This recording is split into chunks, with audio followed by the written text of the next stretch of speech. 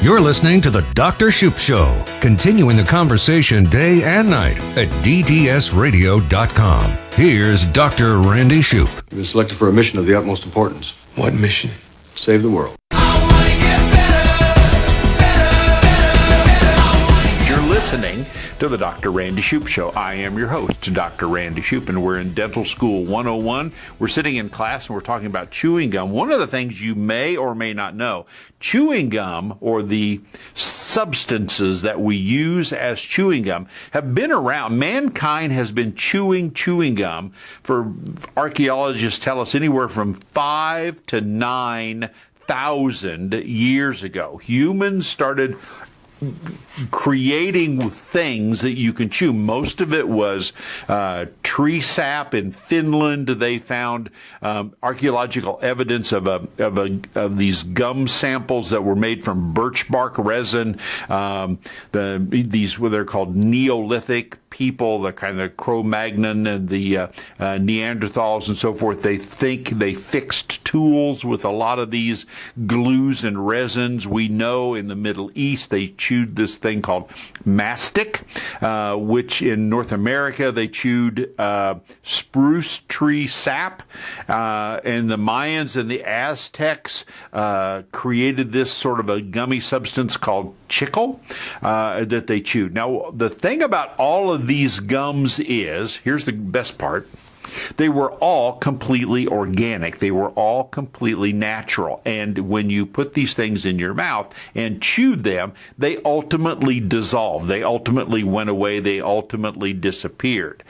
Chewing gum today is entirely synthetic. There was a time years ago, back in the early 1800s, when we were making gum and the early pioneers of chewing gum were doing all their magical things, the chewing gum was about half organic, natural, and then the other half was synthesized rubber. And so it gave it the chewability, but the rubbery part never went away. In today's world, chewing gum is all synthetic. They simply put flavorings in it and so forth. That's why chewing gum virtually never disappears. You never eat it all up. And chewing gum is non-biodegradable. So you take chewing gum and you throw it out into the environment, it is going to be there for years. It does not dissolve. It has zero nutritional value whatsoever. So if animals eat it, birds eat it, squirrels, whatever, humans, if you swallow it, it has no nutritional value at all.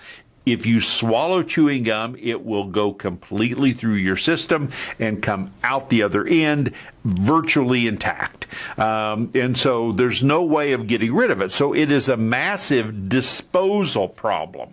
We have several myths surrounding chewing gum, and I'm going to tell you about those right now. You're listening to the Dr. Randy Shoup Show. I am your host, Dr. Randy Shoup, and we're talking in Dental School 101 about chewing gum. We're going to dispel some myths. Myth number one, by chewing gum, you massage your gum tissue away from your teeth.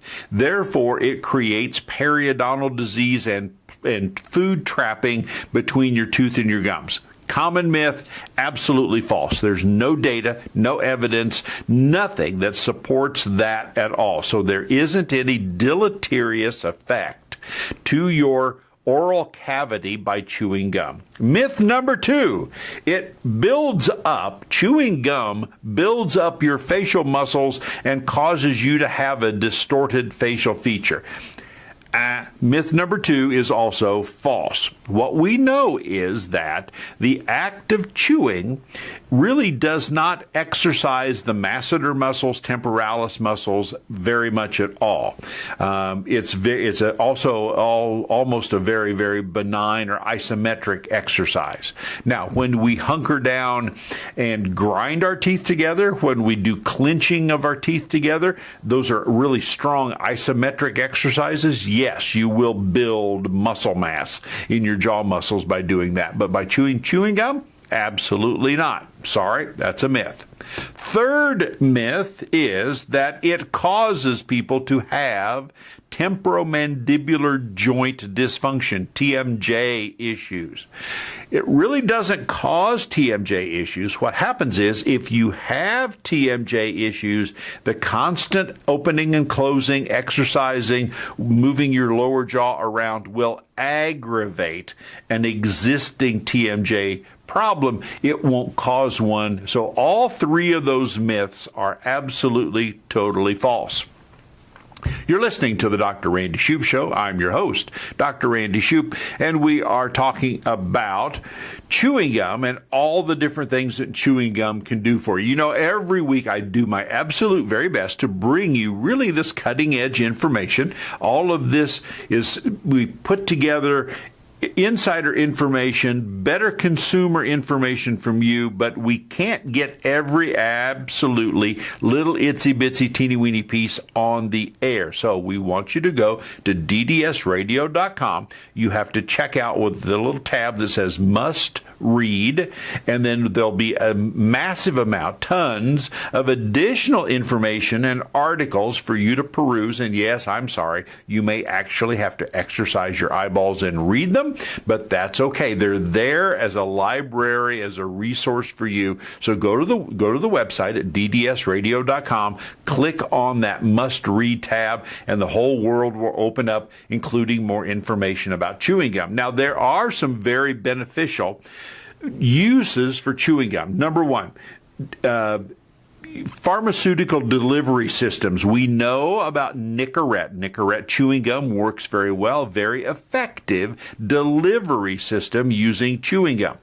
They are putting Viagra in chewing gum right now, so it's quick, it's easy, you carry it with you, it's inobtrusive, and so another method of delivering another pharmaceutical. They're looking at delivering heart medications, things like nitroglycerin, things like slow release statins are being put into chewing gum. Many people who get seasick, motion sickness, there are motion sickness medications that are put into chewing gum. Slow release, they're even looking to some degree at diabetes and insulin release via chewing gum. A lot of different methods. In dentistry, we know that if we have very, very effective, very good, very excellent data about xylitol and sorbitol. Those are two sugar alcohols, polyols they call them, and both of those polyols are eaten by the bacteria that make cavities. You and I have talked about this before, but the bacteria get no nutritional value from it. They get hungry, they get constipated, they can't process the xylitol or sorbitol molecules, so it's incredibly effective at helping reduce down decay. The patients that I saw in Kenya, the Maasai tribes people love to chew gum. So we want to supply them with as much xylitol and sorbitol containing chewing gum that we possibly can so that they can bathe their teeth in the anti-cavity sugar xylitol and sorbitol. So when you go to the store and you pick up a package of chewing gum, you want to make sure that the number one ingredient is xylitol, and if you can't find one that was xylitol, the number one ingredient needs to be sorbitol. So there you have it, everything you ever needed to know, the history of chewing gum. Have any of you have a recollection of chewing gums called Yucatan? How about blackjack chewing gum? How about Sen, beech nut, chiclets, dentine? How about clove gum? How about tea-berry gum? You remember the Tijuana Brass and the tea-berry shuffle? Oh, if you're smiling about that, you're old. I'm telling you, you're old. Double bubble. There have even been charcoal chewing gums, Tops chewing gum. And do you know who spread chewing gum throughout the world? Thank you very much for Mr. Wrigley, Wrigley's Chewing Gum, because he supplied chewing gum to all of the armed forces in World War II, and Mr. Wrigley and the United States military are the ones responsible for spreading today's version of chewing gum throughout the entire world, and they picked it up and ran with it like crazy. So there you have everything you need to know about chewing gum.